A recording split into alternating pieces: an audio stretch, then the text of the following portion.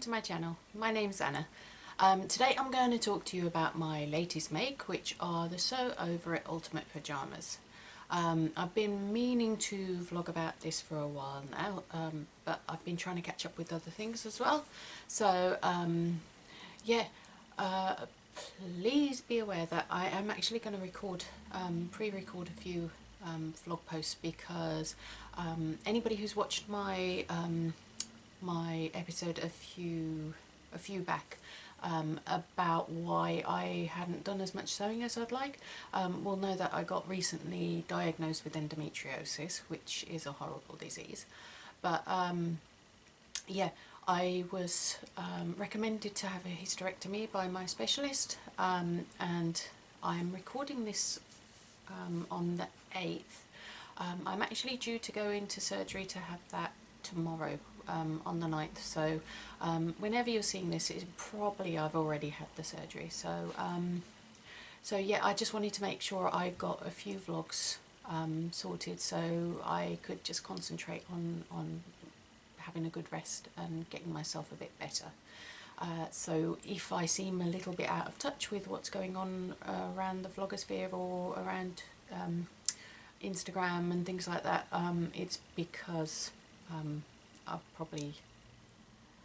I'm a little bit out of touch. So yeah, anyway, ultimate pyjamas are really the ultimate pyjamas. I absolutely love them. I will show you a video here of them. As you can see, I had to do buttonholes for the ribbons to go through, and that was probably the trickiest part on the pattern, and that wasn't really tricky at all. I actually have, it's a clover, if you can see it, it's like a little chisel, and it's a buttonhole maker, so it's by Clover, and you literally in between the two lines of stitching of the buttonhole, you just push this down, wiggle it about, and it'll actually cut the hole, rather than using a seam ripper. But hi, sorry about that, my battery went. Yeah, so as I was saying, if you don't have one of these, you can use a seam ripper, but there's a tip of putting needles, like pins, at either end of the buttonhole so that you can't rip through them, which I've tried before, and that works really well as well. But this, if you can, I think I got it for about £3 or £4 off of Amazon, and it's awesome, and I use it on my cutting mat. But you can, if you don't have that, use it on a chopping board or anything like that, and it works a treat.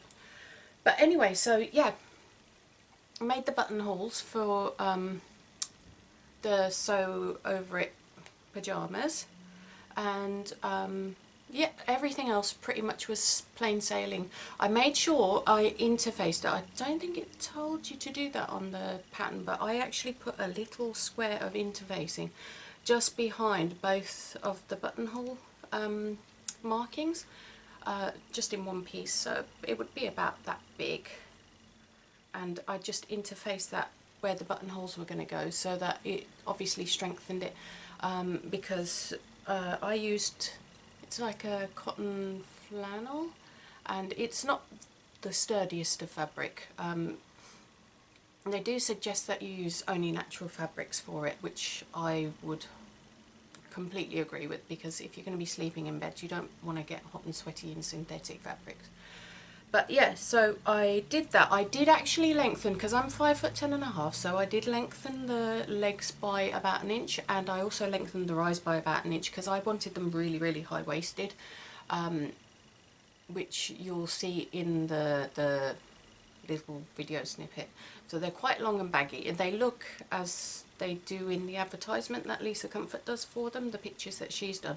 I made them kind of similar to that then, because that's exactly why I bought them. They're because of the look, and they are as comfy as they look. They look really comfy in the pictures, and they are that comfy. I've practically lived in these things, and I say a lot. I'm really sorry, but I do. I love them so much that when I tried the first pair on, I then went straight away, cut a second pair and sewed it up the same evening. So it took me about 4 or 5 hours, I think, start to finish for both pairs. So they're pretty quick, and that was with breaks in between, and I'm not the fastest of sewers, so they're pretty quick makes. And I overlocked all the insides to make them all neat and tidy. I did mess up a little bit on the first pair, because the insides and the outsides look identical. So there's no real, like on the pink pair, if you can see, there's the outside, there's the inside. So you know what side of the fabric you're working with. But with the, I don't know if you can see it, see if I can roll it up. If you see, the inside and the outside are actually completely the same. So I ended up sewing one pair of trouser legs, I think right side together and one side wrong side together. So when I went to actually sew the two legs together at the crotch seam, it just didn't work. And I'd already overlocked the seams, but I'd just done them in one together. I ended up having to unpick all the overlocking stitches and all the stitches that I'd made, then swap them right sides together and then redoing it all. It took a little while, and yet I still managed to make them both in 5 hours. So like I said, that kind of shows they really are quite quick makes. I did the second pair overlock them separately, but yeah, that's my second pair, as much as you can see them. Bright pink cotton poplin, and they're really, really comfy. But the brushed cotton, the flannel ones that I'm wearing, gorgeously comfortable. I think there's just 5 pieces, a front and a back for each leg, and then the waistband piece.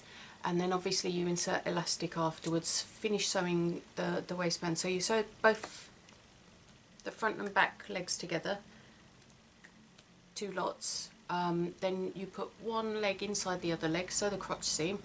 Then you add the waistband on, insert the elastic for a little gap you've left, sew that up, and then obviously you've done the buttonholes first. I did my buttonholes before I did anything else, interfaced it and did the buttonholes, and then I sewed all the legs together and everything else. The pattern doesn't tell you to do that, but I just found it got it out of the way, and I obviously then didn't have to faff around changing my buttonhole foot and things halfway through sewing. Yeah, really, really love them. Really simple make. If you haven't got the pattern, I highly recommend it. The PDF was pretty darn quick and straightforward to tape together. So over at Patterns, their PDFs are really easy to put together. Some patterns can be a little bit tricky, but they're really nicely drafted. So yeah, if you want pyjamas, lounging around the house trousers, anything like that, do get the pattern. If you enjoyed this video, feel free to give me a little thumbs up. If you haven't subscribed, I'd love it if you would. The more the merrier. And have a nice weekend, rest of your day whenever you're watching this, and I shall see you soon. Thanks, bye.